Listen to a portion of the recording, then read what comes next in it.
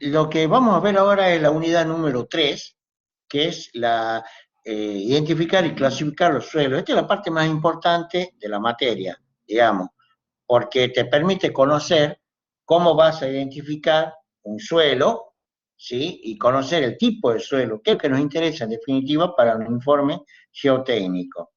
Entonces, eso es lo que vamos a ver. Se compone de tres partes: la parte granulometría, la parte plasticidad y por último, el método de identificación de un suelo, que lo hacemos a través de un sistema llamado sistema unificado, a través de tablas y todo eso. Previo a esto, cuando hablamos de granulometría, hablamos también de los ensayos correspondientes, ensayos de granulometría, que ustedes ya lo vieron en conocimiento de estudio de materiales. Ahora lo ven un poquito más específico para suelos. Y también hacemos ensayos con respecto a los límites de plasticidad. Bien, este es un poco repaso de lo que veíamos en conocimiento de materiales. El análisis granulométrico nos permite clasificar por tamaño de partículas los distintos tipos de suelos. Como sabemos, los suelos no son homogéneos, presentan partículas de diferentes tamaños, diferentes formas, diferentes componentes. Entonces, de acuerdo a esta morfología que tiene el suelo, va a tener el comportamiento geotécnico. Entonces, bueno, ¿cómo se realiza un análisis granulométrico? Bueno, ya lo vimos en conocimiento de materiales, se hace pasar a través de una serie de tamices y se pesa el tamaño por el peso, digamos, en cada tamiz, y se va anotando y bueno, después llega una gráfica de la curva granulométrica. Lo que hay que saber de esto, del análisis granulométrico, son los distintos coeficientes que nos sirven más adelante para identificar un suelo. Entonces empezamos a ver el coeficiente de uniformidad. ¿Cómo se obtiene el coeficiente de uniformidad? ¿Cómo se define?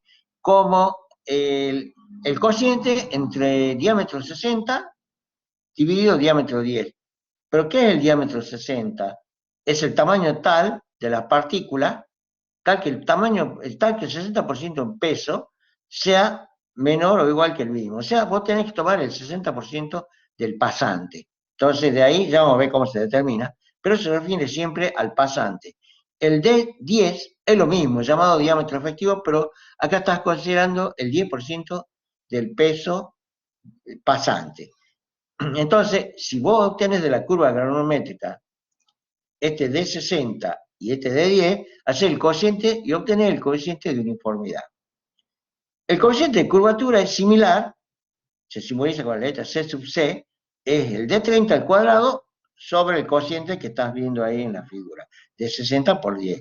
El D30 es tal cual como D60 y D10, pero llevado al 30% del pasante.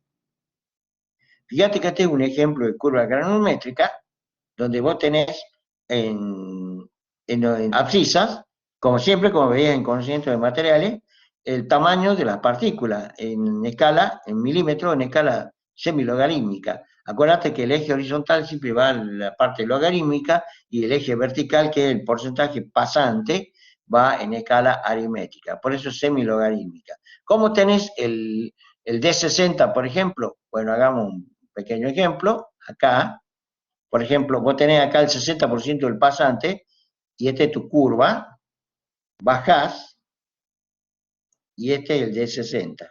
El diámetro total es el D60, ¿ves? Lo mismo hacer para el D30 y el D10, ¿ves? Acá tenés, hagamos con otro color, el D30, tenés acá 30% pasante, intersecta la curva, vas acá y te lo marco con azul, el D30. Y así, ¿ves? Vas obteniendo el D30. Vos obtenés esto del análisis granulométrico. Tenés que trazar la curva. Fíjate que acá tenés, borramos un poquito esto, distintos tipos de curvas. Yo voy a agrandar un poco acá, ustedes lo ven bien ahí. Fíjate que cuando la curva, acá te la dibujo, ponen una curva, dos tipos de curvas vamos a dibujar. Esta curva que está, yo te la voy a dibujar en celeste, tenés esta forma de curva, y te dibujan con rojo otro tipo de curva. Así, por ejemplo. Fíjate la diferencia que hay entre las dos curvas. La curva de color celeste es la que mejor se adapta a las condiciones del suelo, digamos, ingenieriles. Tiene mejor comportamiento ingenieril en todo sentido. ¿Por qué? Porque tiene todos los tamaños estos de partículas que vos estás viendo acá. ¿Sí? Por eso es una curva que tiene distintos tamaños de partículas del suelo. Entonces, granulométricamente es óptima esta curva que está en celeste. Mientras que la curva que está en rojo no es muy ingenierilmente óptima. ¿Por qué? Porque predomina un solo tamaño de partícula. Eso hay que tener en cuenta siempre a la hora de elegir un suelo para, por ejemplo, para una fundación. Siempre es preferible tener un suelo con muchos tamaños de partículas, variados tamaños de partículas, y no un suelo uniforme. El suelo uniforme muchas veces no es bueno, ya vamos a ver cuando veamos la unidad de corte y todas esas cosas, porque no tiene un comportamiento, no tiene propiedades que definan un suelo como óptimamente ingenieril. Siempre te conviene tener un suelo como el de la curva celeste o azul y no como el de la curva roja. Eso ténganlo en cuenta siempre. Granulométricamente, siempre es mejor un suelo de estas características, ¿sí? Con esta curva bien tendida y no una curva más bien con tendencias verticales que no es buena. Seguimos. Bueno, acá tenés, yo lo achico un poco. Esto lo sacás de Excel, también como hicimos la gente que cursó conocimiento de materiales. Fíjate que acá analicemos un poquito en qué se diferencia la curva granulométrica. Esto es exactamente lo mismo, vos lo haces con Excel. Acá ponés el número de tamices, fíjate que este del tamiz 4, tal cual como hacíamos en conocimiento de materiales. El tamiz 4, el 10. Lo único que se diferencia del hormigón es que acá usamos un tamiz más finito, que es el tamiz 200.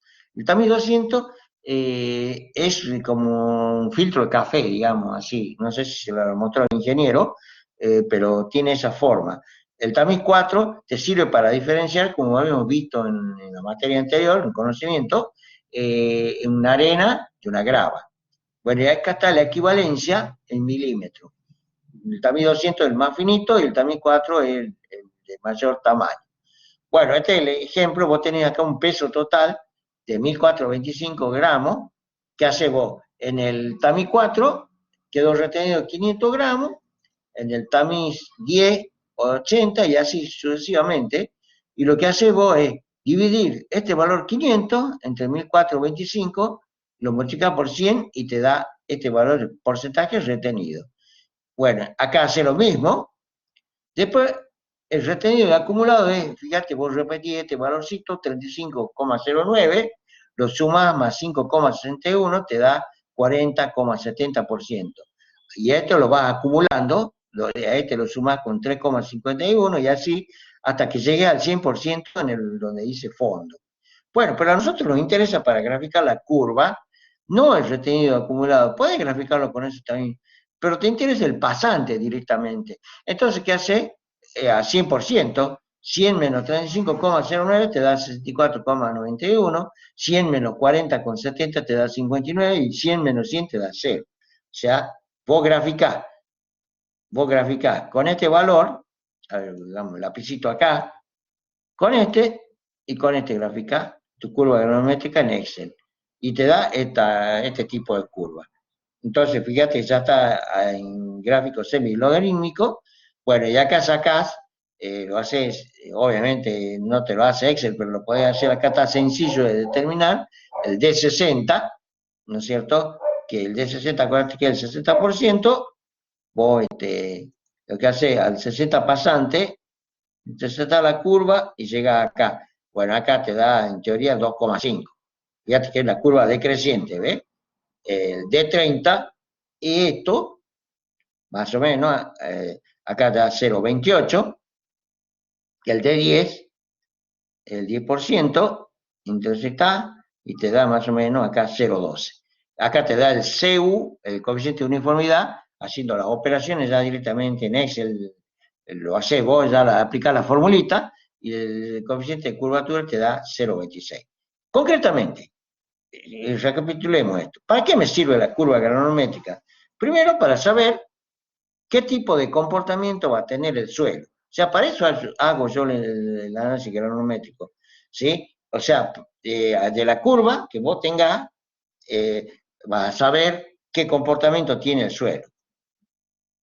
¿Sí? Vos haces la curva granulométrica, sacás el coeficiente de uniformidad, el coeficiente de curvatura. Eso es concretamente lo que voy a obtener del análisis granulométrico. No obtengo nada más que eso, chicos. O sea, para eso no me sirve. Acá ya no tengo que calcular módulo de finura ni nada de eso que vemos en conocimiento. Acá únicamente nos interesa el coeficiente de uniformidad, el coeficiente de curvatura y graficar la curva granulométrica. Nada más que eso.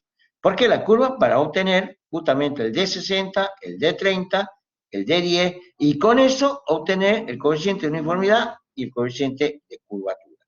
Digamos que ahí termina el análisis granulométrico. En laboratorio vos haces esto, nada más. La curva, o sea, hacer el tema de los tamices, todo eso, y graficas tu curva a través de Excel.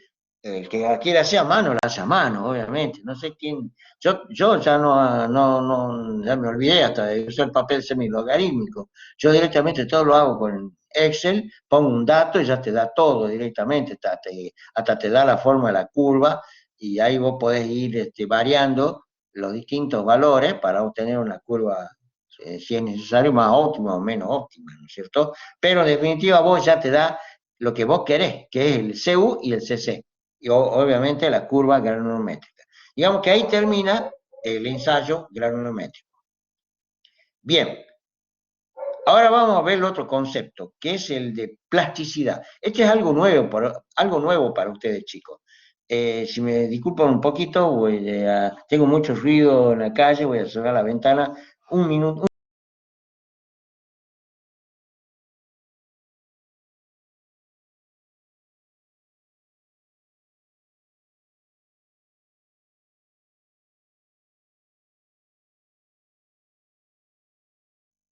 Ahí está, gracias chicos. Bueno, vamos a ver un concepto nuevo para ustedes en suelo, que es plasticidad.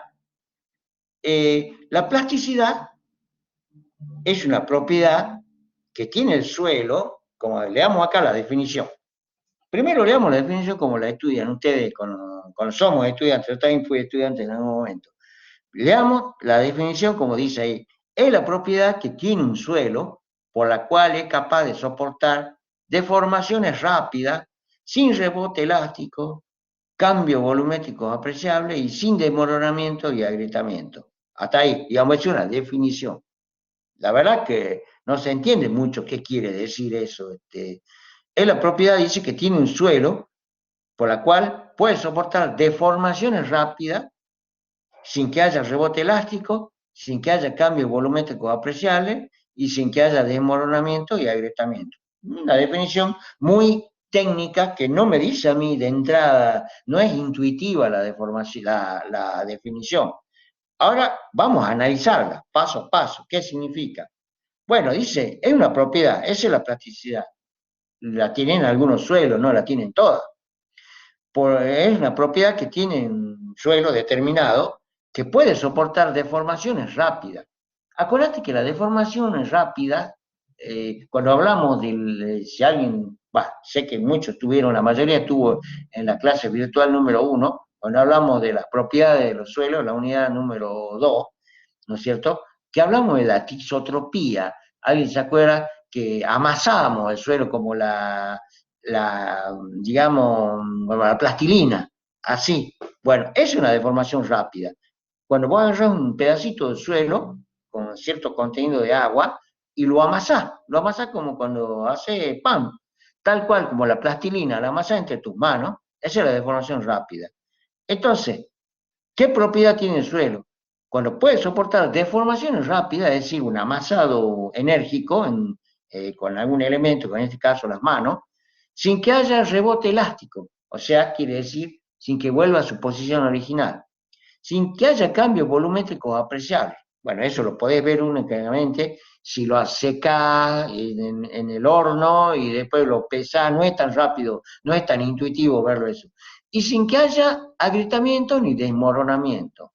O sea, es como que ya vamos a ver un video donde se hace el ensayo determinado de plasticidad, donde vas a entender mejor.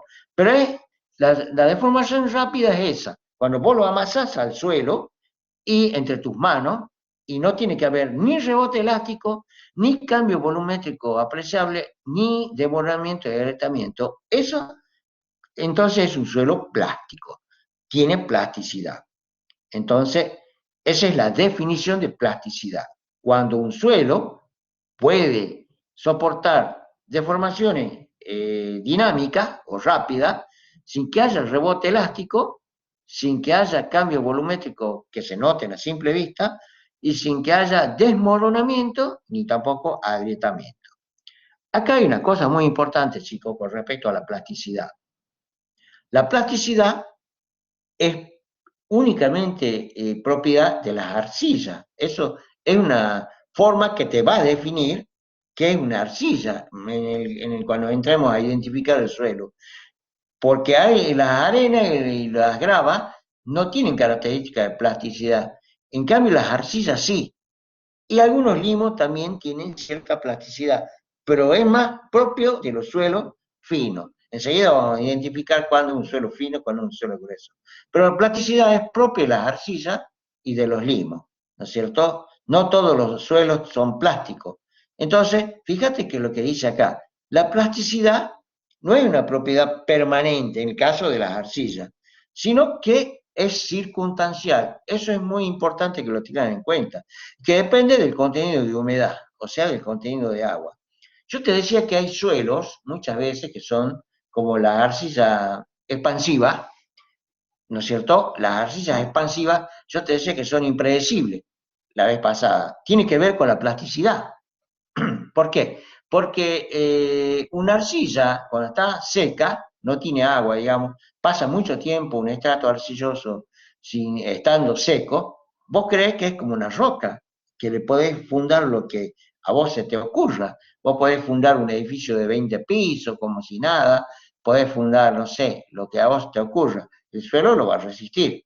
Pero ¿qué pasa si una arcilla expansiva muy plástica, que tiene plasticidad, si por algún motivo ese estrato arcilloso entra en contacto con la humedad, puede cambiar su consistencia de un estado seco a un estado líquido y bueno, lo que vos creías que era consistencia rocosa, de golpe se vuelve una consistencia como un lodo, como un barro, y puede traer el colapso de tu estructura o una deformación diferida. Generalmente, el problema de las arcillas son las deformaciones diferidas en el tiempo.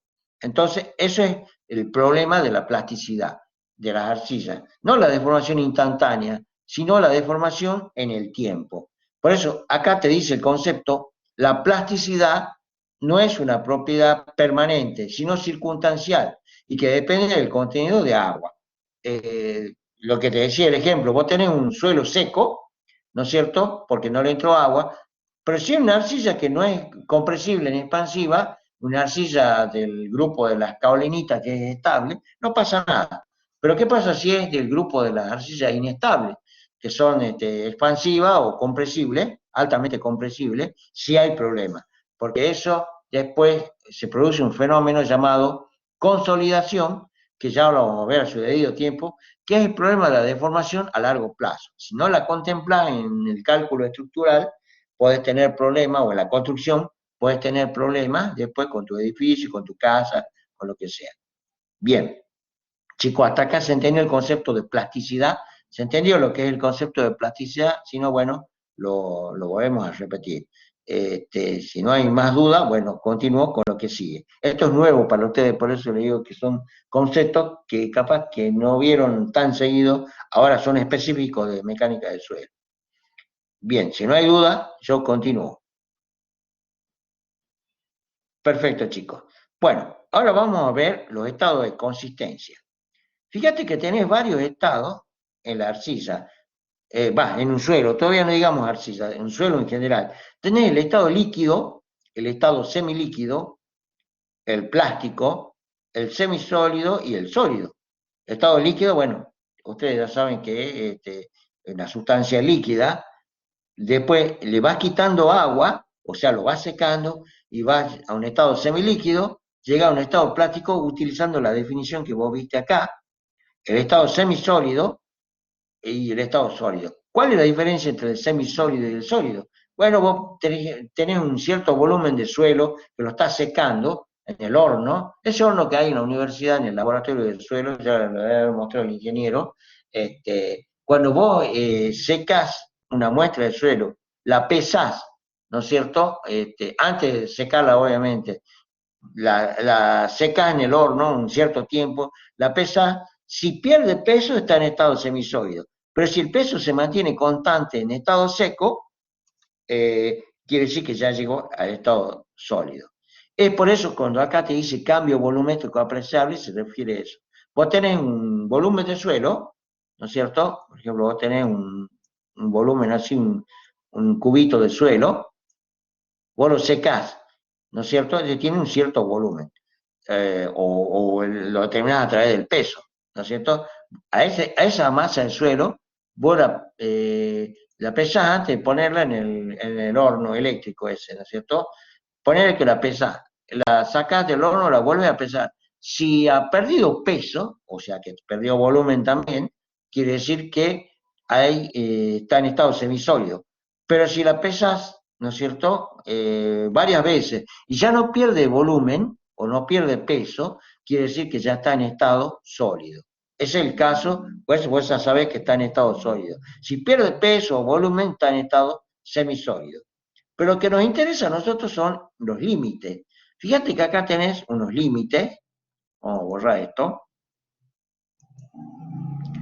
Fíjate que acá tenés unos límites entre el estado semisólido y el estado plástico, que es el límite líquido. ¿Sí? Es la frontera, es esta, entre el estado semilíquido y el estado plástico. Y por otro lado tenés, vamos a poner con otro color, imagen de plasticidad. ¿No estás viendo lo que dice estado de consistencia? A ver, ¿para qué pasa, che? A ver, ahí está viendo, chicos, ¿o no? ¿Están viendo lo que dice estado Ah, perfecto, eso es lo que le estoy mostrando, estado de consistencia. Perfecto. Bueno, ahora sí, de vuelta. Entonces, bueno, lo que te decía hace rato era, tenés los distintos estados del suelo, ¿no es cierto? El estado sólido, semisólido, etcétera. Vamos a lo que nos interesa a nosotros directamente. Cuando vos tenés la frontera entre el estado semilíquido y el plástico, esto se llama límite líquido. Cuando vos tenés la frontera entre el estado semisólido y el plástico, que es este que estoy marcando acá, se llama límite plástico. Ambos nos sirven para identificar, ya vamos a ver enseguida cómo se identifica un suelo. Entonces, hay dos estados de plasticidad, lo que se conoce como límite de plasticidad o límite de Atterberg, que es el científico o el ingeniero o no sé qué era que estudió ese tema. Entonces, fíjate que los límites de plasticidad son dos, el límite líquido y el límite plástico. El límite líquido es la frontera entre el estado semilíquido y el estado plástico. Y el límite plástico es la frontera entre el estado plástico y el estado semisólido. Bueno, ¿cómo se obtienen cada uno de estos límites? A través de ensayos de laboratorio. Eso vamos a ver ahora, esquemáticamente, obviamente, esquemáticamente vamos a ver. Este es un aparatito, estamos viendo el corte de un aparato que se llama cascador de Casagrandes.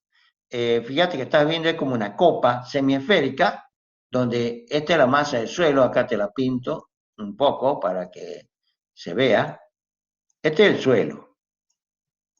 Lo que estás viendo acá en azul es el suelo.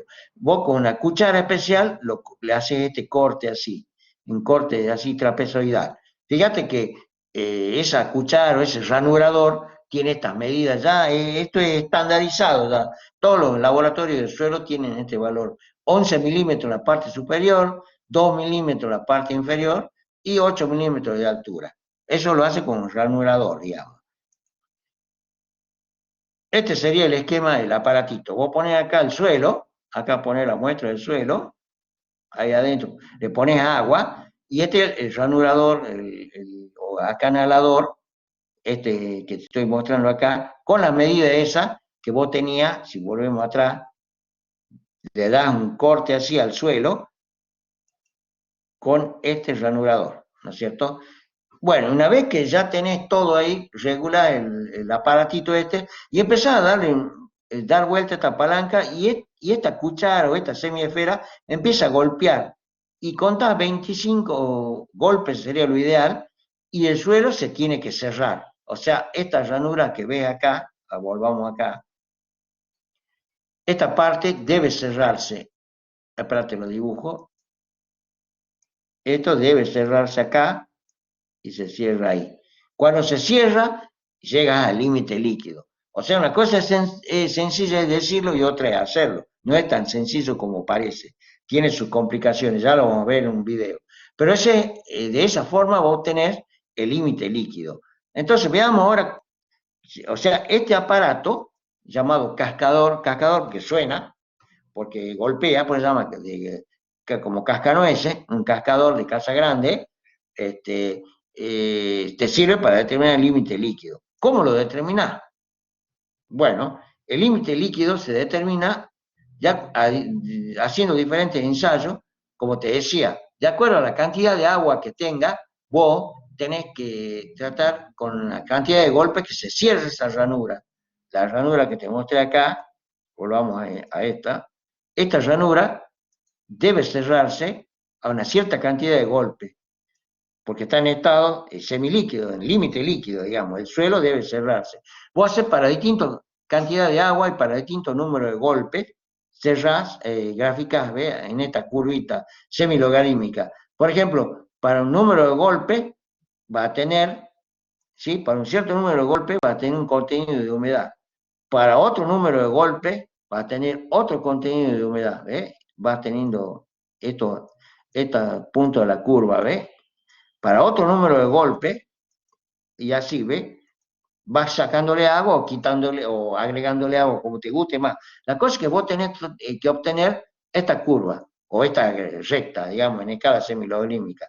Pero ¿cómo se determina el límite líquido concretamente? Bueno, la definición dice que es el número de golpes para el cual se cierra a 25 golpes. O sea, vos buscas el número 25, agarrás la recta esta y donde te dé este valorcito es el límite líquido. O sea, vos tenés varios números de golpes, ¿no es cierto? ¿Sí? Tenés para 6, para 15, para 30, para 35, porque de entrada lo ideal sería que vos des 25 golpes y se cierre el aparatito este, que se cierre la ranura esta. Volvamos a vuelta. Vos tenés acá el suelo. Vos lo ponés al suelo, ponele. Por más que seas muy experto, nunca al número exacto de 25 se te va a cerrar esto. Y aparte puede haber un margen de error. Entonces, ¿qué es lo que tenés que hacer vos? Vos agarrás distintas muestras del suelo para distinta cantidad de agua, vas dando número de golpes hasta que se cierra esta ranura que yo te digo acá. Cuando se cierra esta ranura, por ahí se cerró, te estoy exagerando, no se dibuja así, si me salió mal, volvamos de vuelta, si no puedes llegar a confundirlo. Para ahora, ahí está. Entonces, poner para 6 golpes, se cerró acá. Entonces, ¿qué haces vos? Anotás, sacar el contenido de humedad, obviamente, para 6 golpes, decir, bueno, para el número de 6 golpes, no me sale derecha esta curva, me dio este valor de contenido de humedad. Este contenido de humedad, contenido de agua. Bueno, después hago lo mismo, agarro otra muestra del suelo, le agrego más agua, le quito más agua, de acuerdo a lo que esté haciendo yo, ¿sí? La vuelvo a poner en el cascador, golpeo, y me tiene que cerrar otra vez esta ranurita. Ponerle que se cierre, por decir un número, ya tenés, para 6 tenés este puntito acá. Poner que para 15 golpes me dé este contenido de humedad. Bueno, entonces obtengo otro punto de la curva. Con 3, con 4, lo ideal es que hagas la mayor cantidad de puntos posible. Es más, te puede dar un punto así que no estén alineados. Entonces, ¿qué hace vos? Una recta compensada, que se llama. No hay problema con eso. Muchas veces es lo común que dé recta compensada. Entonces, muchas veces, esta recta que vos estás viendo acá es una recta compensada. Poner entonces, vuelvo a repetir, vos hiciste para 6 golpes, te da esta cantidad de agua. Para 15 golpes, otra cantidad de contenido de humedad. Para 30 golpes, hace otro punto de agua. Y para 35 golpes, ponen que hace 4 nomás, ya tenés, y si es necesario, compensar y te da esta recta. Pero ese no es el límite líquido. El que me interesa a mí es lo que me dice la definición. Es el contenido de humedad, esa es la definición del límite líquido, para el cual esa ranura se cierra a los 25 golpes. Es decir, que vos agarrás el número 25, interceptás esto y te va acá. Y este va a ser tu límite líquido directamente. Este contenido de humedad va a ser el límite líquido. Es decir, para cuando te dé 25 golpes, vos interceptás la recta esta del límite líquido e intersecta el eje vertical, donde dice contenido de humedad o contenido de agua, y el valor ese correspondiente a los 25 golpes, ese es tu límite líquido. ¿Por qué así? El que inventó el procedimiento dijo, bueno, así se obtiene el límite líquido. No le encuentro una explicación más científica que esa. Pero para determinar el límite líquido, entonces vos tenés que hacer varios ensayos con este cascador. Como te decía, determinar 4 puntos ya sería como mínimo. De ahí puedes determinar más puntos si querés, pero con 4 puntos yo creo que es suficiente. Vos le vas agregando, le vas quitando agua. Empezaste con 6 golpes, tenés esta cantidad de agua. Podés hacer para 15 golpes, o sea, de acuerdo a la cantidad de golpes que se cierre, ¿no? Va a depender del contenido de agua que le eché. Qué sé yo, para 30 golpes, 5 golpes. Pero vos lo que te interesa es graficar. Sí, chicos, por favor, ¿alguien preguntó algo?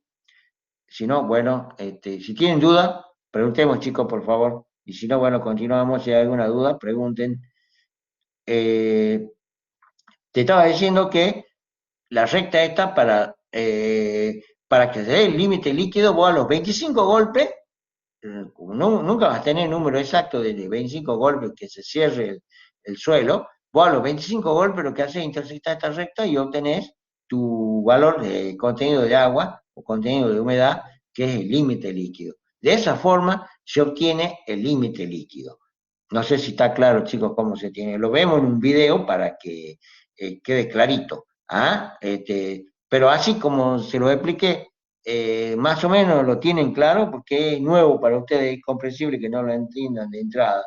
¿Se entendió, chicos, más o menos el concepto? En que el procedimiento, mejor dicho, el concepto no tiene mucho esto, pero el procedimiento, perfecto.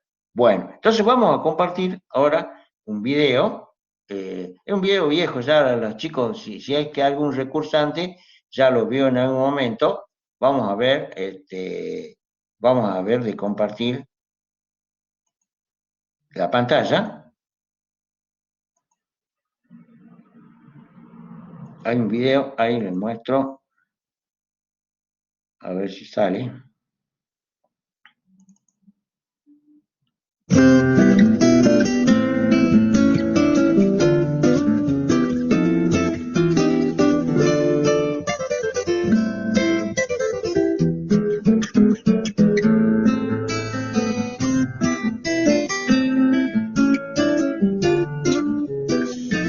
Evaluación del límite de líquidos. Cuando un suelo es mezclado con una cantidad de agua, se va a encontrar en un estado líquido y fluirá como un líquido viscoso. Sin embargo, cuando este líquido viscoso esté gradualmente seco con una pérdida de agua, pasará a un estado plástico. Con una reducción más de agua, el suelo pasará a un estado semisólido, hasta llegar a un estado sólido. El contenido de humedad en el cual el suelo pasa de estado líquido a plástico es llamado límite líquido del suelo. Simultáneamente, el contenido de humedad en porcentaje es el cual el sólido pasa de plástico a un estado semisólido y de un estado semisólido a un estado sólido. Esto se refiere al límite plástico, al límite de contracción, respectivamente. Estos límites se refieren a los límites de Attenberg. Los objetivos de esta práctica son: conocer la plasticidad de los suelos finos, identificar y clasificar la fracción fina del suelo, determinar los factores de contracción del suelo y clasificar el suelo por AASHTO y USC con los datos de granulometría y plasticidad. El equipo a utilizar para esta práctica es copa de Casagrande, ranurador plano triangular, juego de tamices número 440, un fondo y una tapadera, espátula de metal, cápsula de porcelana, frasco lavador, agua destilada, balanza, latitas para humedad, horno.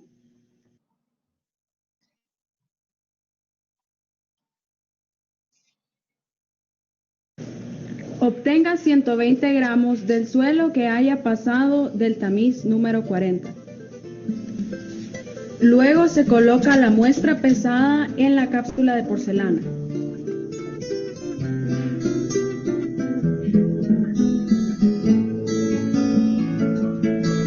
Agregue agua a la mezcla hasta formar una pasta manejable.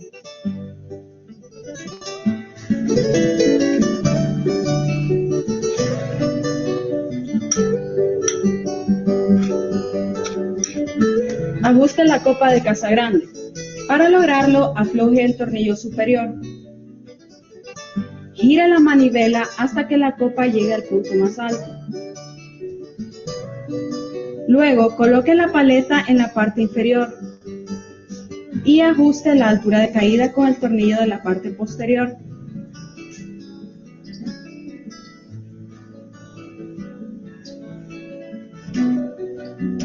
Cuando la parte inferior de la copa toque la paleta, apriete el tornillo superior.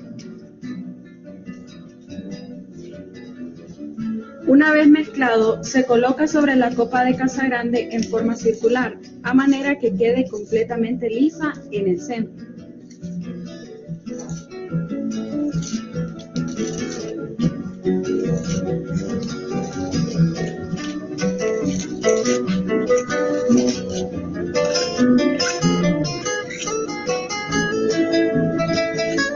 Manteniendo el ranurador perpendicular a la superficie de la copa, se hace una ranura en el suelo, procurando que el suelo quede dividido en dos partes iguales. Gire la manivela de la copa, contando el número de golpes necesarios para cerrar la ranura. Si el número de golpes está entre el rango de 15 y 35, entonces se toma una muestra de la parte central del suelo que está en la copa y se introduce en una latita para humedad y se tapa.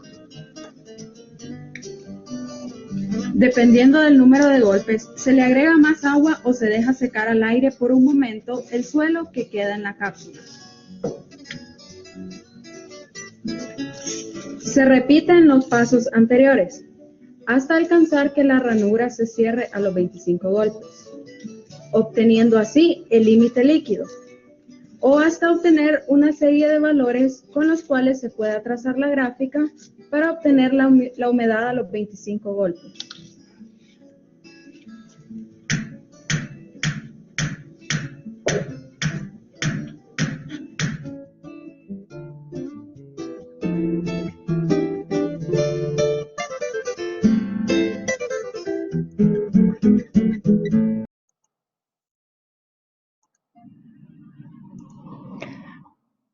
Bueno, no sé si lograron ver, chicos, el video, capaz que no han visto, no, porque estoy estrenando compu, por eso le digo, estaba acostumbrado a la que me prestó la universidad.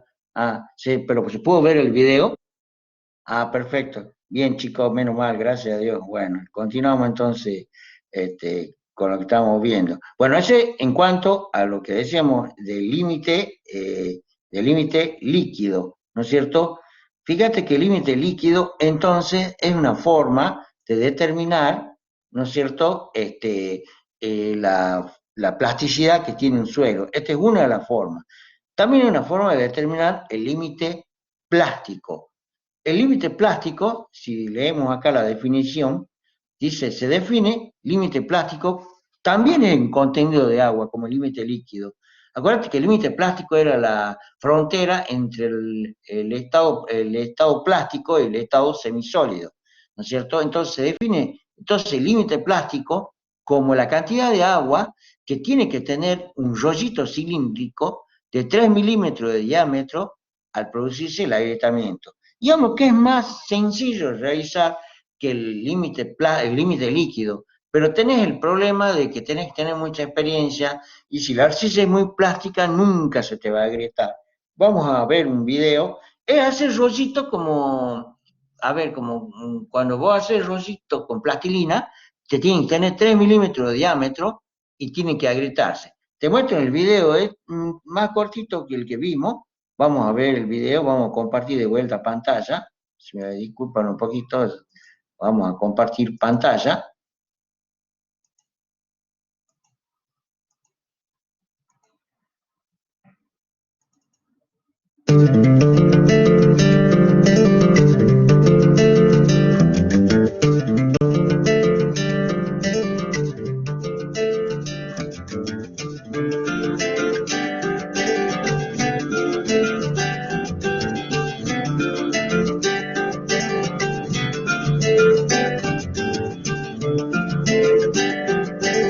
El equipo a utilizar para este laboratorio será un vidrio despulido y una varilla de 1/8 de diámetro, cápsula de porcelana y espátula, balanza con precisión de 0.01 gramos, latas de humedad, frasco lavador con agua destilada.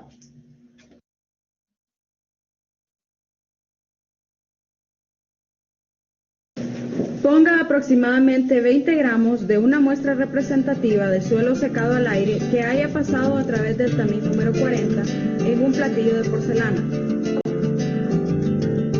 Agregue agua de un frasco lavador y revuélvalo. Determina la masa de la lata de humedad y anótelo en la hoja de datos. Del suelo húmedo preparado, separe varias masas de suelo en forma de elipse, moldeándolo con las manos.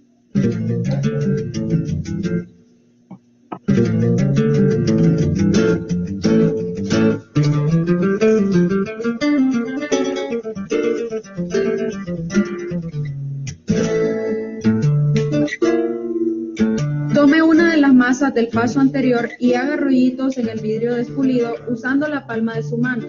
Haga esto alrededor de 80 veces por minuto. Cuando el rollito alcance 1/8 de pulgada, divídalo en varios fragmentos y dele forma de cilindro con la palma de la mano.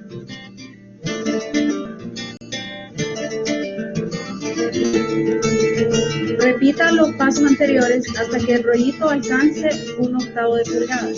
Es posible que un rollito pueda sucumbir a un diámetro mayor de 1/8 de pulgada durante el proceso de dar forma a la muestra, así como no se haya partido con el mismo diámetro que la muestra anterior. Cuando el rollito se aproxime a 1/8 de pulgada, divídalo en varios fragmentos y dele forma de cilindro con la palma de la mano.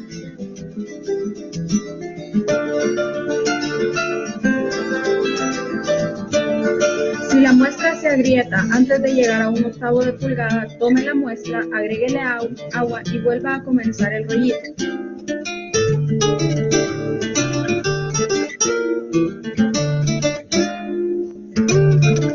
Si la muestra se hace más fina que 1/8 de pulgada, tómela y amásela en su mano para que pierda humedad y vuelva a hacer el rollito.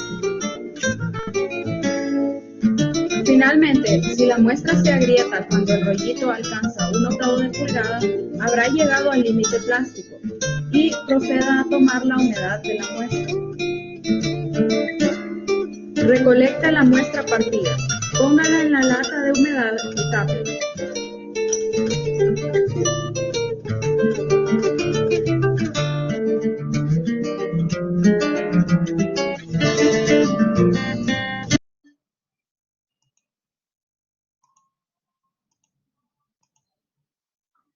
Bueno, este, bueno, alcanzaron a ver, ¿no es cierto?, cómo es el límite plástico, es más, digamos, más raro para obtener. Tenés que lograr, ahí el video habla de 3 octavos, oye, un octavo, no me acuerdo cómo dijo, pero en realidad se refiere a 3 milímetros. Lo que vos tenés que hacer es lograr, por eso tenés que tener mucha experiencia, hay laboratoristas que ya tienen una experiencia tremenda con eso.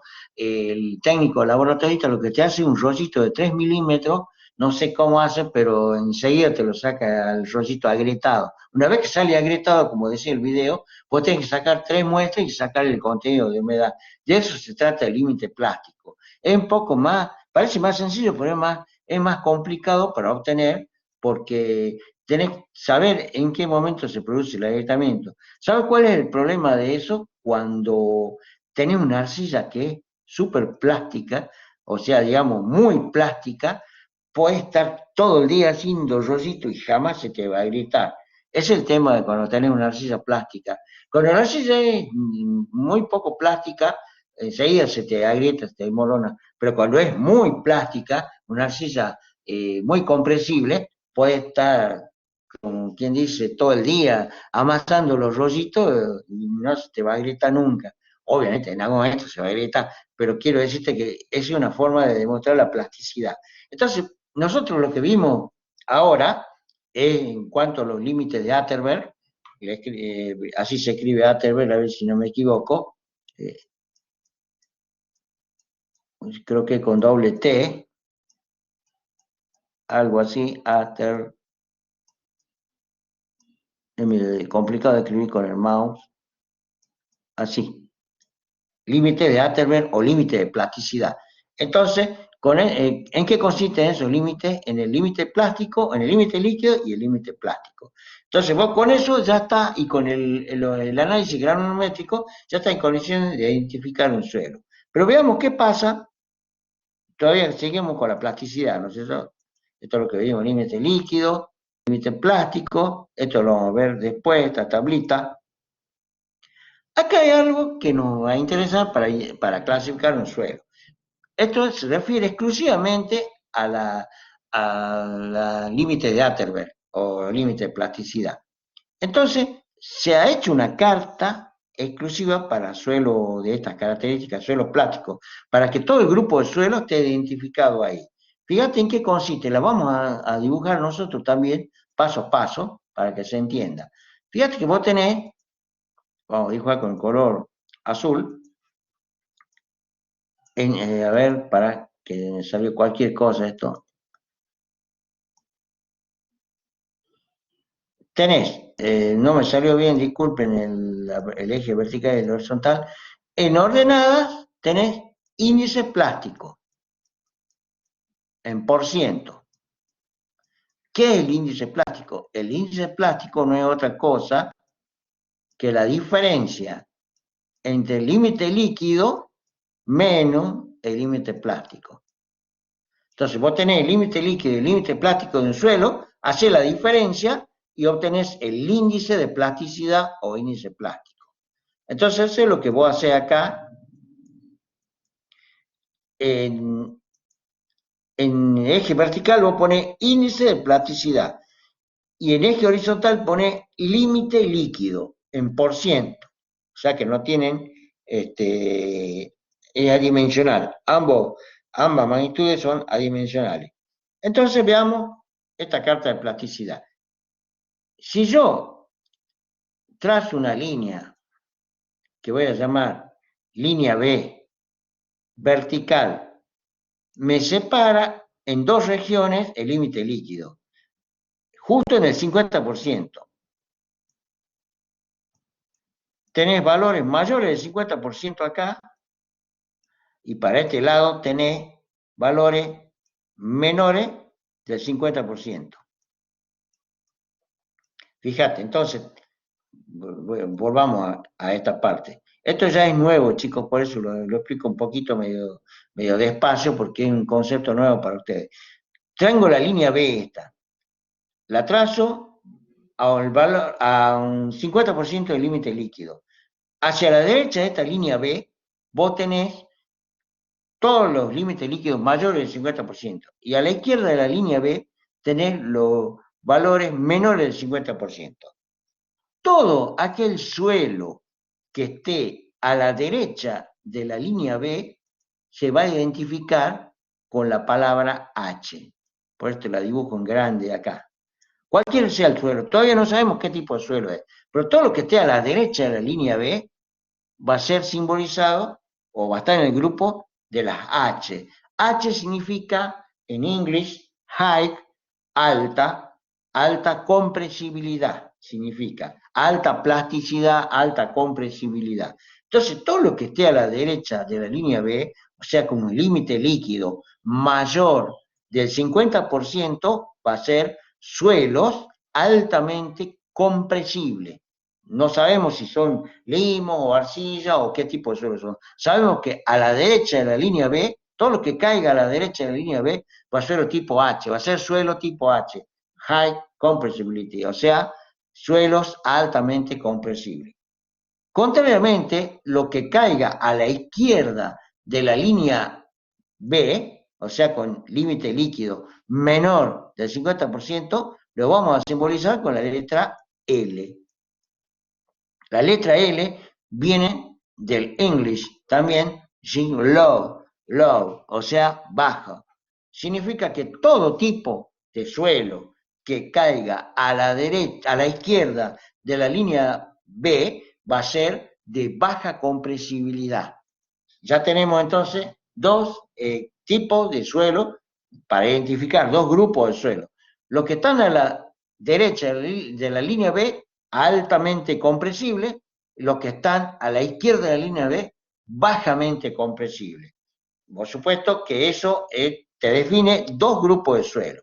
Ya sabemos que a la izquierda de la línea B están los de baja plasticidad o baja compresibilidad, como lo quieras llamar, y a la derecha están los de alta compresibilidad o suelos que son suelos conflictivos, les digo yo. Los suelos altamente compresibles generalmente son los suelos conflictivos desde el punto de vista ingenieril. En cambio, los suelos más amigables son los de baja compresibilidad, ¿no es cierto?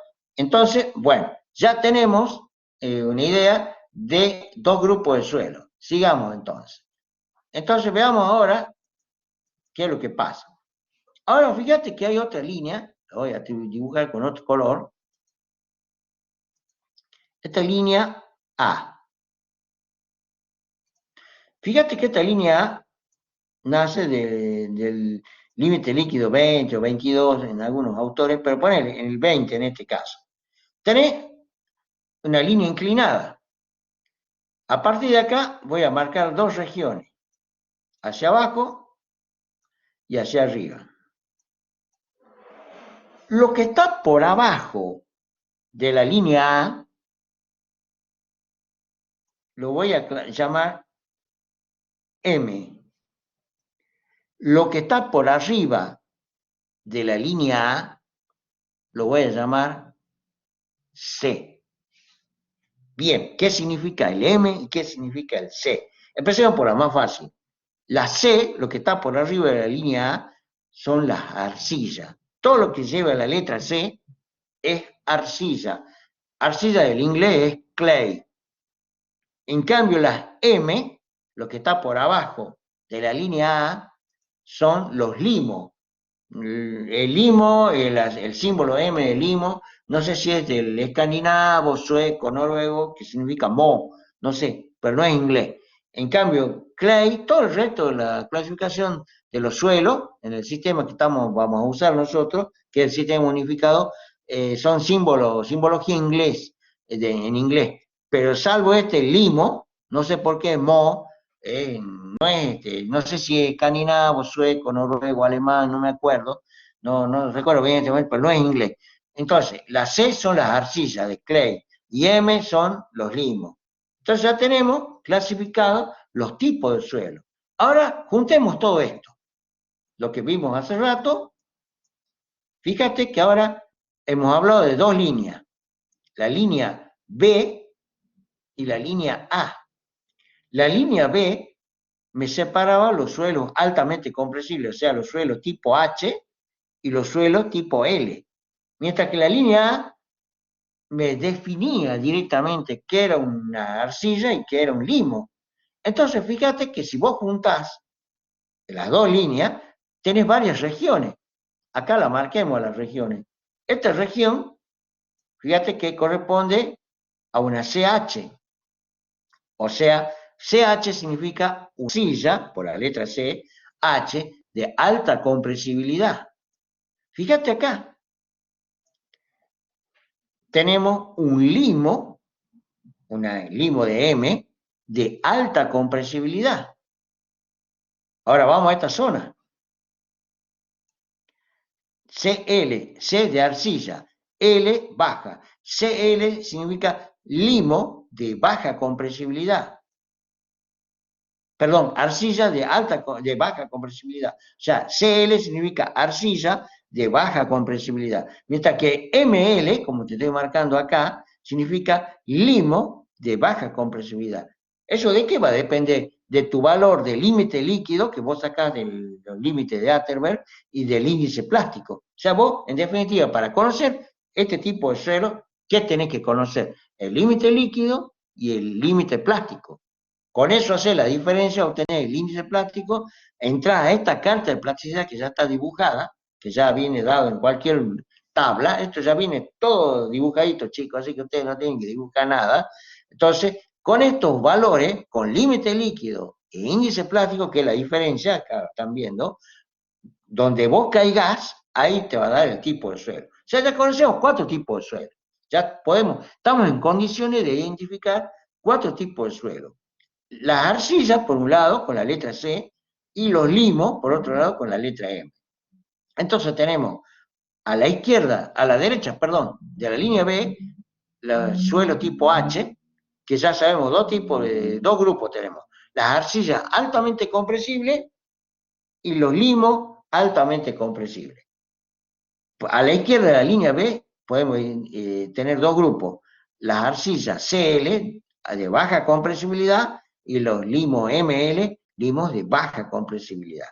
Bueno, esos son los 4 grupos que, digamos, podemos ver, identificar. Ahora, fíjate que hay otro tipo de suelo, que acá ya te lo vamos viendo, por eso lo dejé para el último, para darle un comentario particular. Acá tenés un suelo tipo OH y acá tenés un suelo tipo OL. La palabra O significa suelo con apreciable contenido de materia orgánica. Nosotros sabemos por suelo, por ingeniería, la parte orgánica para la ingeniería civil es nefasta. O sea, tenés que evitar ese tipo de suelo. Ese tipo de suelo es malísimo. Evita todos los tipos de suelo que tengan contenido de materia orgánica porque es nefasto, nocivo, letal, como le quieras llamar. No obstante, están contemplados este tipo de suelos. Son suelos orgánicos altamente compresibles, como estás viendo vos acá, OH, o bien suelos orgánicos de baja compresibilidad, pero suelos orgánicos al fin, no te sirven. Si lo podés evitar, mejor.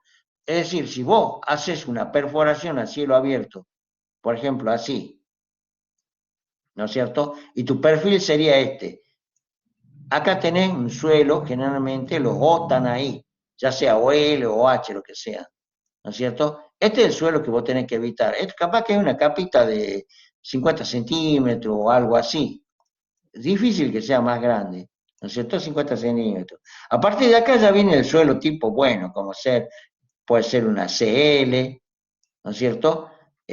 O ya vamos a ver que como la arena y las gravas, ¿no es cierto? Pero los suelos que conocemos acá en la carta de plasticidad pueden ser los OH, los OL. Trata de evitar este tipo de suelo. No fundés en un suelo que sea orgánico. ¿Por qué? Porque el suelo orgánico es deformable, no tiene consistencia, no tiene resistencia al corte. El suelo tipo orgánico no te sirve. Ahí tenés, si no te queda más remedio que fundarse un suelo orgánico, tenés que hacerlo con un sistema de fundaciones muy especial, ya sea platea de fundación o una cimentación compensada. Bueno, eso lo van a ver con mayor detalle en la cátedra de fundaciones, con el ingeniero Nelson. Pero a lo que voy, Si podés evitar un suelo orgánico, evítalo, pasarlo de largo, esquivalo, no funde ahí, pero siempre evita los suelos orgánicos. Entonces, en definitiva, chicos, ya conocemos distintos grupos de suelo, ¿no es cierto? Ya conocemos las arcillas, conocemos los limos, las arcillas altamente compresibles, las arcillas de baja compresibilidad, conocemos los limos, limos altamente compresibles, limos de baja compresibilidad, conocemos los suelos orgánicos, suelo orgánico altamente compresible, suelo orgánico de baja compresibilidad. Bien, entonces vos me vas a preguntar, ¿y cómo sé que un suelo es orgánico o no? Y te vas a dar cuenta fácil con un suelo orgánico por el color y el olor. El suelo orgánico tiene un olorcito muy particular, es un olor muy, un olor a barro, una cosa así, es el clásico del suelo orgánico, un olor a lodo, es característico. Y aparte el color del suelo orgánico es siempre medio negruzco, así, marrón. En cambio, un limo, una arcilla, tienen un color característico.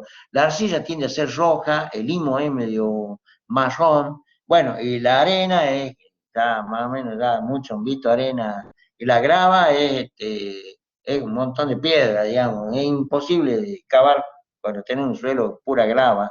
No sé si le comenté en algún momento, yo hice un estudio de suelo en San Antonio de los Cobres, y bueno, lo que te dice el reglamento de cualquier estudio de suelo, de estudio geotécnico, que vos tenés que cavar un pozo cielo abierto, así, ponele, como mínimo 1 metro, ¿sí?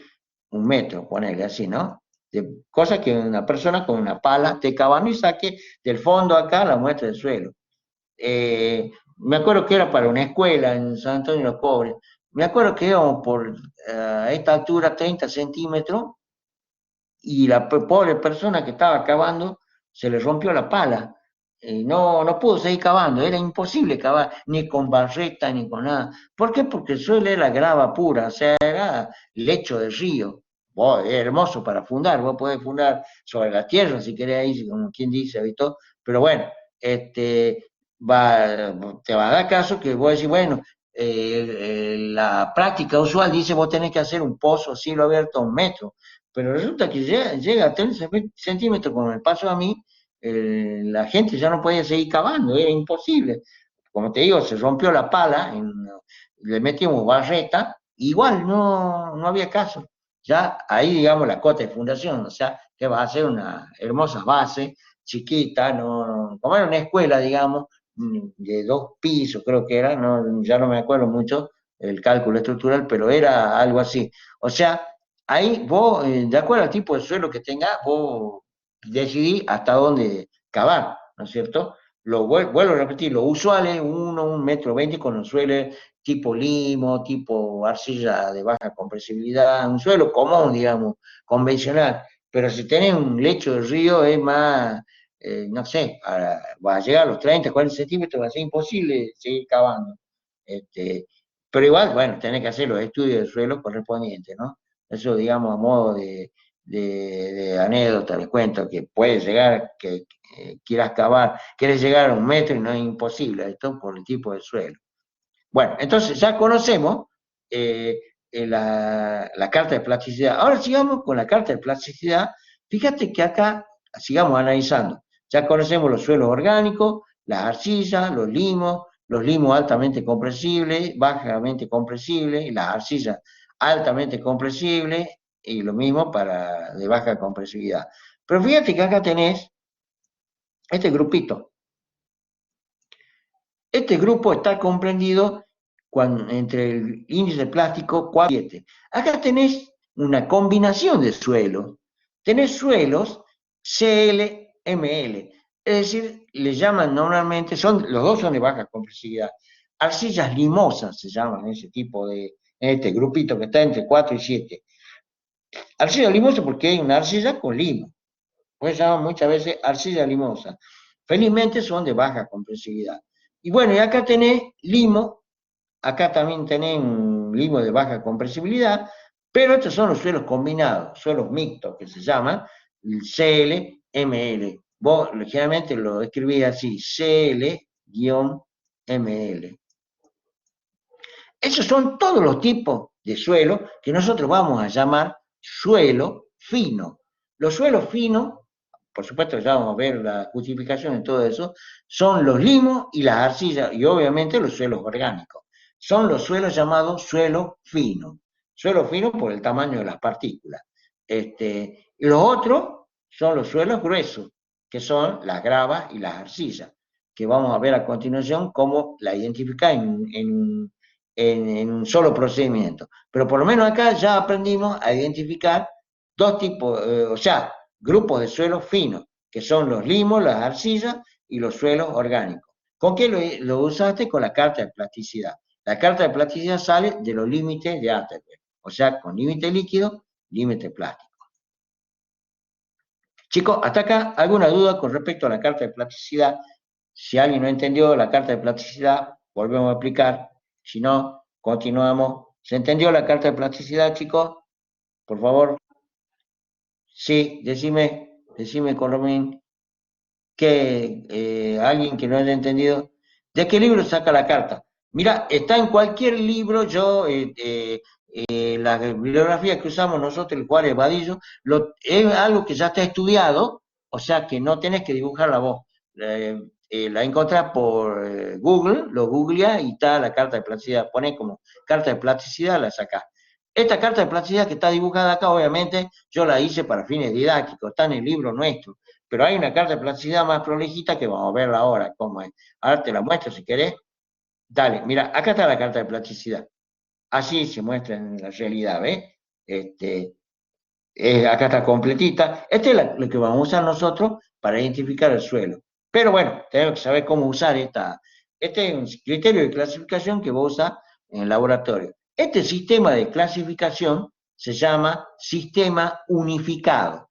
Este es el que vamos a usar. Porque hay otro sistema, si ustedes después ven el video con atención del límite plástico, el sistema para carretera, que se usa para hacer el tema de obras viales. Pero nosotros usamos para clasificación del suelo el sistema unificado. Entonces, volvamos acá. El método que vamos a usar nosotros es el sistema unificado. Bueno, es bastante sencillo, así que bueno, vamos a ir, no obstante, vamos a ir paso por paso. El suelo se clasifica fundamentalmente en dos grupos, suelo grueso y suelo fino. Te lo voy dibujando acá para que vean. Vamos a usar el tamiz, suponete que sea el tamiz 200, el que separa todo. Siempre hablando del sistema unificado. Si el tamiz 200 hace pasar, pasa, pongo acá la palabra pasa,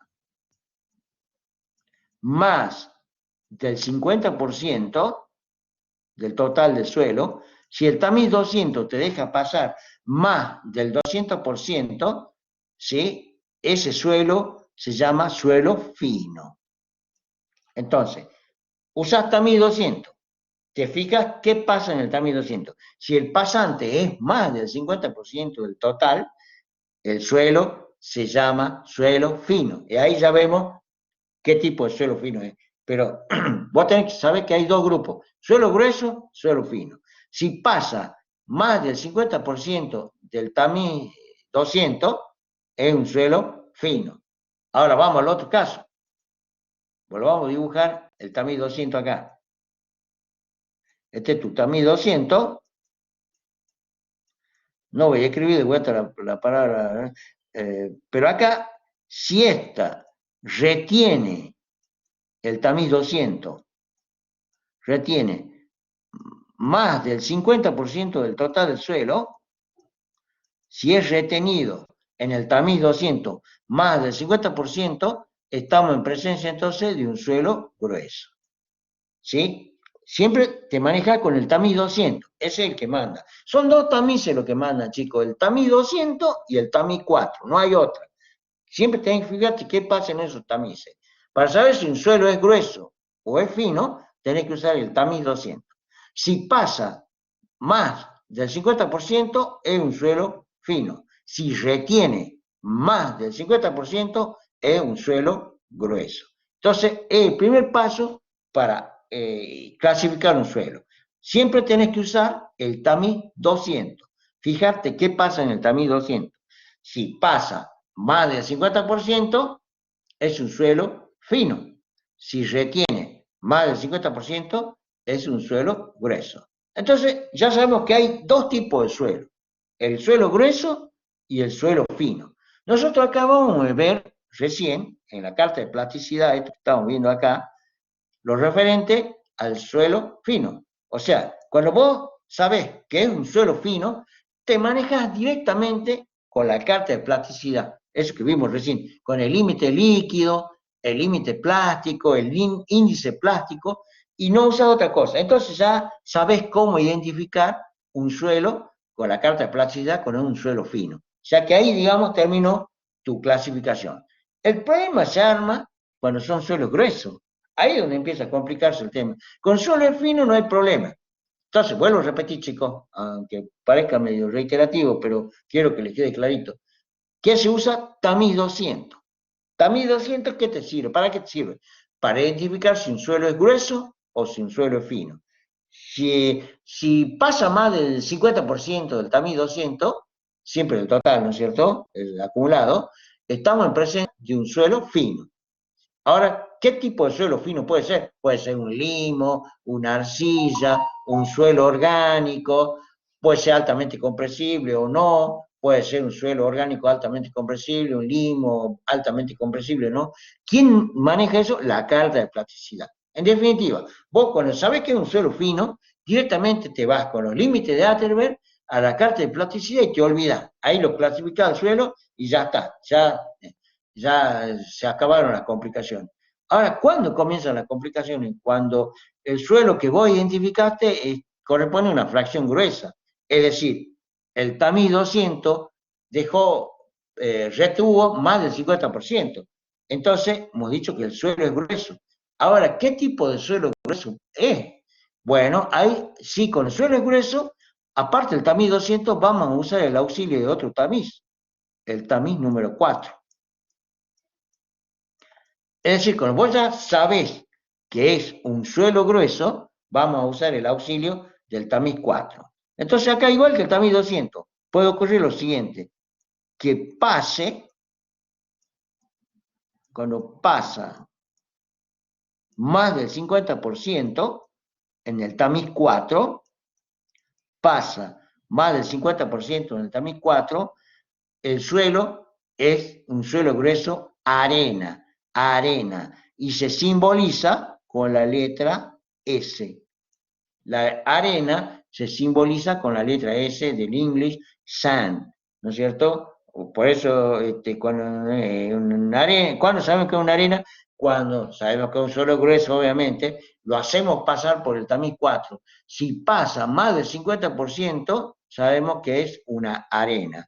Ahora, ¿qué pasa si ocurre lo contrario? Que usamos el tamiz número 4, sabemos que es un suelo grueso, este es el tamiz 4, pero acá queda retenido más del 50%. Entonces, si queda retenido en el tamiz 4 más del 50% es otro tipo de suelo grueso. Este tipo de suelo grueso se llama grava, que se simboliza con la letra G, que significa gravel en inglés. Entonces, tenemos ya dos tipos de suelo. Las arenas, perdón, sale cualquier cosa acá. Tenemos dos tipos de suelo. Tenemos las arenas y las gravas. Dos grupos, el grupo S y el grupo G. Suelo grueso estamos hablando, ¿no? Entonces, tenemos los suelos arenosos, que son aquellos que el tamiz 4 deja pasar el pasante más del 50%, mientras que las gravas son aquellos que el suelo retiene más del 50%. Entonces tenemos dos grupos de suelo, lo grueso, ¿no? Arena y grava. Les digo así de entrada que la clasificación del suelo grueso es lo complicado. Los suelos finos es lo más sencillito que hay. En cambio, los suelos gruesos empiezan la complicación. Bueno, ya sabemos que hay dos grupos, las gravas y las arenas. Pero no termina ahí la cosa. Ocurre lo siguiente, vos sabés que es una grava o es una arena, pero no te quedas con eso. Volvamos a nuestro querido viejo tamiz 200. Ahora te explico qué pasa con el tamiz 200 y los suelos gruesos. Acá tenés el tamiz 200 y vamos a complicar un poquito más. Este es el tamiz 200. Bueno, entonces, volvamos y no nos perdamos del objetivo. Sabemos que es un suelo grueso, puede ser una grava o una arena. Se aplica para los dos lo mismo. ¿Cómo sabemos que es una grava? Porque el tamiz 4 te dice si quedó retenido más del 50% es una grava. Si dejó pasar más del 50% es una arena. Bueno, tener cualquiera de los dos grupos, grava o arena. Pero no te quedas con eso. Ahora complicamos un poquito el tema. Ocurre lo siguiente, volvemos a nuestro tamiz 200. Tenemos que ver qué es lo que pasó acá. Te lo dibujo acá. Tenemos que analizar ahora el pasante del tamiz 200. Cuando tenés suelos gruesos, tenés que hacer este procedimiento. Analizar el pasante del tamiz 200. Puede ocurrir tres casos. Que pase menos del 5%, que pase más del 12%, o que esté comprendido entre el 5 y el 12% del pasante. O sea, claro, sé que se complicó un poquito. Pasa al tamiz 200. O sea, tenemos suelo grueso y suelo fino. Ahora tenemos que analizar qué pasa en el tamiz 200. Que el pasante, propiamente dicho. Puede ocurrir tres casos. Que este pasante sea muy pequeñito, menos del 5%. Vamos al otro caso extremo. Puede ocurrir que el pasante de este tamiz 200 sea más del 12%. Y puede ocurrir un caso intermedio, que esté comprendido entre el 5 y el 12% de este pasante. Este pasante me va a definir el tipo de suelo grueso que va a ser, tanto para grava como para arena. Entonces, por eso te digo, es más complicado, un poquito más complicado el suelo grueso. ¿Por qué? Porque tenés que ver el pasante del tamiz 200 sí o sí. No es como el suelo fino que vos decís, bueno, el suelo fino, uso la carta de plasticidad y ya me desentiendo. No, acá el suelo grueso, aparte del tamiz 4, tenés que volver al tamiz 200 y ver qué pasa con su pasante. Si es menos del 5%, si es más del 12% o si es intermedio entre el 5 y el 12%. Veamos cada caso. Bueno, entonces vamos a la próxima diapositiva para no complicar. Bueno, esto ya lo vieron, las gravas se simbolizan con G, las arenas con S, los limos con M y la arcilla con C. Bueno, entonces acá tenéis la carta de plasticidad. Como decimos los estudiantes de ingeniería, como somos estudiantes, acá te dice todo. Esto lo puedes tener en el parcial si querés también, porque no te vas a acordar de memoria todo. Acá están todos los símbolos, fíjate. Estos que están acá, te lo marco con color, ¿no es cierto? De acá para abajo son los suelos finos. Por eso está la carta de plasticidad. Y de acá para arriba son los suelos gruesos. Fíjate, ¿ves? Acá abajo tenés la carta de plasticidad, entras con el límite líquido y con el índice plástico, y ahí te dice directamente, acá está todo, como dicen, ¿no? Te dice todo. La ML significa limo de baja compresibilidad, etcétera, ¿eh? Pero voy a entrar con estos valores, por ejemplo, tenés límite líquido, por decir tu valor, 70% y el índice plástico 20%. O sea, entrar con índice plástico 20 acá, acá que te caiga, por ejemplo, ¿ves? O, ¿qué hacemos acá? ¿Qué puede ser? ¿Un OH o un MH? Ahí está la duda. Si a vos no te dice nada el laboratorista, el que hizo el ensayo, vos mismo que vas a hacer el ensayo, si vos no ves contenido apreciable de materia orgánica, entonces es una MH, así como está ahí. Pero si vos ves que predomina la materia orgánica, entonces dale prioridad a esa, sería un OH. Ojo con eso, chicos. Si en el campo vos estás sacando muestras del suelo y hay poco predominio de materia orgánica o casi nada, estamos ante la presencia, ante esos datos, de un MH. Pero si vos ves que en toda la parte de que vos sacaste la muestra del suelo hay materia orgánica, hay predominio de materia orgánica, sería un suelo tipo OH. Esa es la diferencia, cómo va a actuar cuando te cae en esa zona la carta de plasticidad. ¿no? Si dice contenido de materia orgánica, entonces es un OH. Y si no te dice nada, es un MH, así directamente. Entonces, fíjate que acá tenés todos los tipos de suelo fino. Acá tenés una P sub T. Este es un suelo que no tenemos acá en Salta, por lo menos yo no lo vi nunca, pero sí hay mucho en la zona del sur, son los suelos turbosos, las turbas, que son lo peor de lo peor, ¿no? Peor que la arcilla expansiva, es un suelo tipo lodo, la turba es orgánico 100%, o sea, no te sirve para nada el suelo para fundar, ¿no? Para fundar, ingenierilmente, ingeniería civil te hablo, ¿no? Este, es un suelo que es totalmente, digamos, inapto para la fundación, ¿no es cierto? Si vuelvo a repetirte, no es que nosotros somos ingenieros, tenemos que darnos, digamos, somos ingenieros, darnos una maña, dar un ingenio para poder fundar en este tipo de suelo. No es que lo va a descartar, poner que sea, quieres hacer un barrio en ese suelo. Y si voy a decir, no, mira, no se puede fundar porque es un suelo tipo turba, lo peor te va a decir, pero vos sos ingeniero, vos tenés que ingeniártela de alguna forma para ver qué se puede hacer.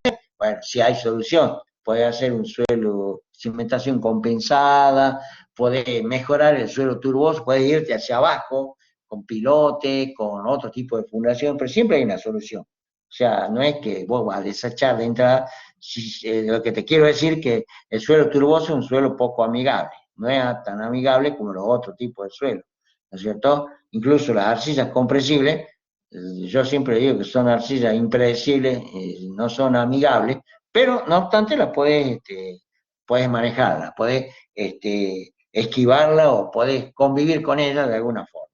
Eso depende ya de lo que vos diseñes en tu sistema de fundación. Bueno, entonces, chicos, entonces, en definitiva, mira, te lo resumo acá. Esta es la carta del sistema unificado. Acá abajo tenés la carta de plasticidad, ¿sí? Entonces, vamos, yo quiero que veamos un ejemplito nomás cómo se trabaja con esto del significado. Porque yo te lo explico así teóricamente, pero es mejor verlo con un ejemplo. Entonces, estábamos viendo hace rato, si volvemos a esta diapositiva, el tema de los suelos gruesos. Ese es donde te complica. Entonces, quiero que veamos un ejemplo. Acá vamos a ver si lo podemos hacer, si no, no se complica mucho. Bueno, entonces, fíjate, este es el sistema, un ejemplo clásico. Ustedes tienen que completar lo que está a la izquierda, acá, y acá te damos los datos. ¿No es cierto? Yo lo voy a agrandar porque no veo bien. Vamos a ver al primer caso. Yo tengo que poner acá el tipo de suelo. Fíjate que te dice los límites de Apterberg son los datos. O sea, límite plástico, límite líquido. Tenemos la granulometría, el coeficiente de uniformidad de curvatura y el análisis granulométrico. O sea, todo esto es el análisis granulométrico y estos son los límites de plasticidad. Bueno, entonces fíjate que acá, ¿cómo empezamos a trabajar? Analizando el TAMI 200. Es lo primero que tenemos que hacer. Fíjate que no siempre va a usar los datos que están acá. A veces usas todos los datos, a veces no. A veces usas lo que te interesa. Veamos el caso este. Analizamos el TAMI 200. El primer caso. TAMI 200 dice pasante 54%. O sea, pasa más del 50%. ¿En qué suelo estaríamos? A ver, ayúdenme ustedes, así yo no hablo tanto, me está doliendo la garganta. ¿Qué sería? Analicemos el primer caso entre todos. Si dice pasante del TAMI 200 más del 50%. Perfecto, suelo fino, muy bien. Entonces ya estamos en suelo fino. Directamente nos vamos a la carta de plasticidad, a los límites de Atterberg. ¿Qué me hace falta para usar la carta de plasticidad? Ya tengo el límite líquido, tengo el límite plástico, tengo que hacer la diferencia. Límite líquido menos límite plástico, ¿cuánto da? 55 menos 40, 15 da, ¿no es cierto? Más o menos así acá, ¿no es cierto? Para hacerlo no tan, para hacerlo un poco más rápido. O sea, el índice de plasticidad, ¿no es cierto? Hemos dicho que es límite líquido menos límite plástico. Entonces, si voy a hacer la diferencia acá, 55 menos 40, me da 15. Entonces ya tengo índice plástico 15% y tengo límite líquido 55%. Yo sé que es un suelo fino, me voy a la carta de plasticidad. Acuérdate, son esos datos, téngalo en la cabeza. 15% índice plástico, 55% límite líquido. Bueno, voy a la carta de plasticidad. Me voy acá, a esta cartita de plasticidad. Acuérdate, índice plástico 15, por acá más o menos, ¿eh? Te lo dibujamos acá. Y el límite líquido 55. Entonces sería por acá, más o menos. Ponerle así, no tengo buen pulso, chicos, pero ustedes sabrán disculpar, se me entienden. Ponerle la cosa que cae en esta zona. Fíjate dónde cae. En la zona, en la MH o OH. No me dice nada de que hay contenido de materia orgánica.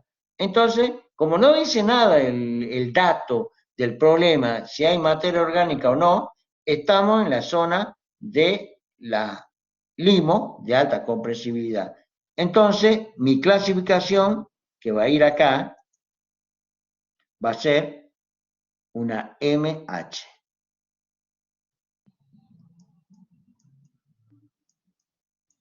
¿Se entendió, chicos, cómo es? Es bastante sencillo el problemita.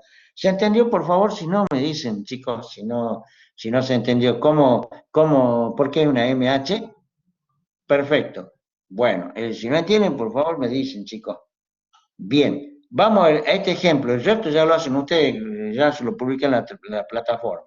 Vamos al otro ejemplo, y con esto ya terminamos.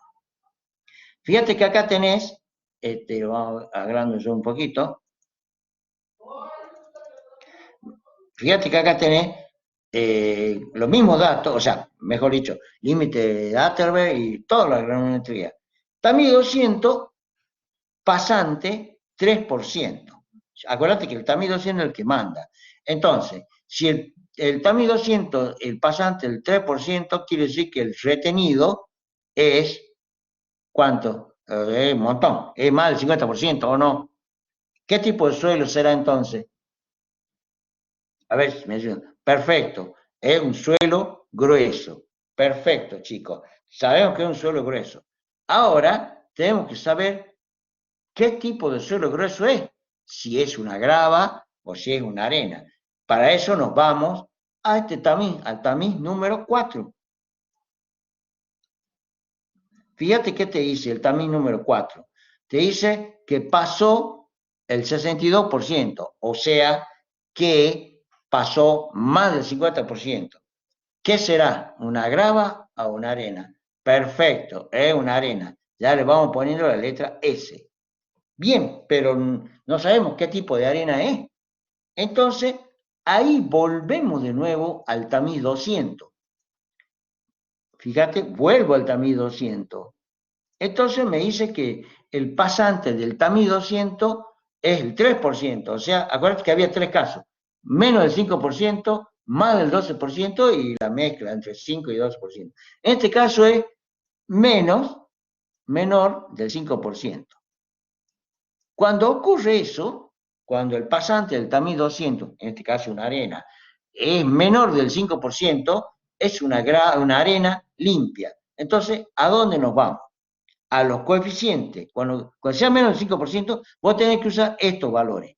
El coeficiente de uniformidad y el coeficiente de curvatura. Siempre, cuando vos tenés que el suelo grueso pasó el tamiz 200 es menos del 5%, usa los coeficientes de uniformidad y los coeficientes de curvatura. Acá tenés estos valores, 25,9 y 1,2. Entonces nos vamos a esta tablita. Fíjate que acá, esta tabla, fíjate, como es una arena, acá está el coeficiente de curvatura. Se dice que el caso de estamos en una arena, ¿no es cierto? Coeficiente de uniformidad mayor que 6. Se supone que ya lo tenés, ya está calculado acá, fíjate, ¿ves? Volvamos de vuelta. Estamos viendo el caso número 2. Tenés 25,9 de coeficiente de uniformidad y 1,2 de coeficiente de curvatura. Volvamos acá. Como es una arena, cuando está en este grupo acá, yo tengo que analizar el coeficiente de uniformidad. Dice mayor que 6 el coeficiente de uniformidad. A ver, ¿qué nos dice acá? el coeficiente 25,9 es mayor que 6, cumple. Bueno, veamos qué nos dice el coeficiente de curvatura, comprendido entre 1 y 3. Veamos qué pasa acá. A ver, 1,2, está comprendido entre 1 y 3. O sea, fíjate que simultáneamente cumple las dos cosas estas, de la arena. Si a vos el coeficiente de uniformidad con los datos que viste en la tablita te cumple simultáneamente las dos cosas, coeficiente de uniformidad y coeficiente de curvatura, si te cumplen simultáneamente esas dos cosas, corresponde a este tipo de suelo.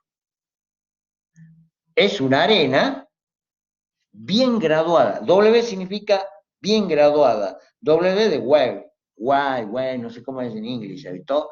En cambio, si no cumple alguna de estas, o cumple una y la otra no, estamos en presencia de una arena tipo SP, Sand Poor, significa arena pobremente graduada. Desde el punto de vista de la ingeniería, el SW es lo mejor que hay. ¿Por qué? Porque tiene todos los tamaños de partículas. Entonces, nuestra respuesta, en este caso, va a ser acá S, arena, bien graduada, SW. Entonces, te vuelvo a repetir por qué. Capaz que ya, ya están medio cansados igual que yo al último. Entonces, habíamos quedado que era un suelo grueso. El suelo grueso, ¿qué tenemos que hacer? Por el TAMI 4 para saber si era una grava o una arena. Bueno, sabemos que es una arena, pero ahora tenemos que volver al TAMI 200. Hemos visto que el TAMI 200 pasaba menos del 5%. Entonces acá en este caso un 3%. Ese tipo de suelos gruesos se llaman suelos limpios. Cuando es menos del 5%, lo aclaremos ahora nomás, cuando el TAMI 200 pasa menos del 5%, se llaman suelos limpios. ¿Por qué? Porque no tienen nada de materia fina. Son suelos completamente limpitos. No tienen elementos como arcilla o limo. Son suelos limpios. Y esos suelos limpios pueden ser clasificados de dos formas. Todos los suelos limpios, ya sean grava o arena, fíjate que los suelos limpios son estas cuatro categorías, ya te las marco acá. Para las arenas son estas dos. Lo mismo para las gravas. Lo único que cambia son estos coeficientes, el coeficiente de uniformidad y el coeficiente de curvatura. Nosotros analizamos recién el coeficiente de uniformidad, y ese sí es mayor que 6, ¿sí? En este caso, fíjate que era 25 y pico, si no me equivoco, 25,9, es mayor que 6. Y el coeficiente de curvatura comprendido entre 1 y 3, si no me equivoco era 1,2, fíjate, cumple las dos cosas. Entonces, es una grava limpia, es una arena limpia en este caso, pero ¿qué tipo de arena limpia? Una arena bien graduada. Si hubiera cumplido una y la otra no, o no hubiera cumplido ninguna, sería una arena pobremente graduada o una arena mal graduada, SWSP. Lo mismo sería para las gravas. Si te hubiera tocado una grava, vos tenés que hacer lo mismo. Si el retenido del tamaño 200 es menos del 5%, es una grava limpia, tenés que analizar el CU y el C sub C. Y fíjate que acá hay otros valores diferentes. Este es mayor que 4 y la arena es mayor que 6. Pero este valorcito 1 y 3 se cumple lo mismo. Lo mismo para las gravas. Si cumplen los dos simultáneamente, estamos en presencia de una grava bien graduada. Si no cumplen ninguno de los dos, o cumple uno y el otro no, lo mismo es una grava mal graduada. Lo mismo para la arena. Entonces ya son dos grupos que vos podés analizar, son las gravas limpias o las arenas limpias que caen en este grupo. Toda grava o arena limpia va a ser siempre bien graduada o mal graduada, no hay otra. Y trabajar con el coeficiente de uniformidad o el coeficiente de curvatura.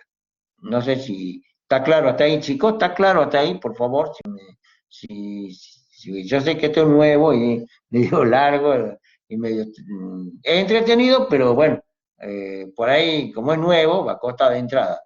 ¿Se entendió, chicos, cómo es el procedimiento? Por favor, me dicen. Si no, bueno, lo volvemos a explicar. Si entendieron, ¿sí? ¿Se entendió? Por favor, si me dicen, chicos, porque si no, no sé. Perfecto. Buenísimo. Bueno, Bueno, chicos, si les parece, dejamos acá, porque así ya la próxima nos dedicamos a hacer ejercicio directamente y ya estaríamos profundizando un poco más el tema este.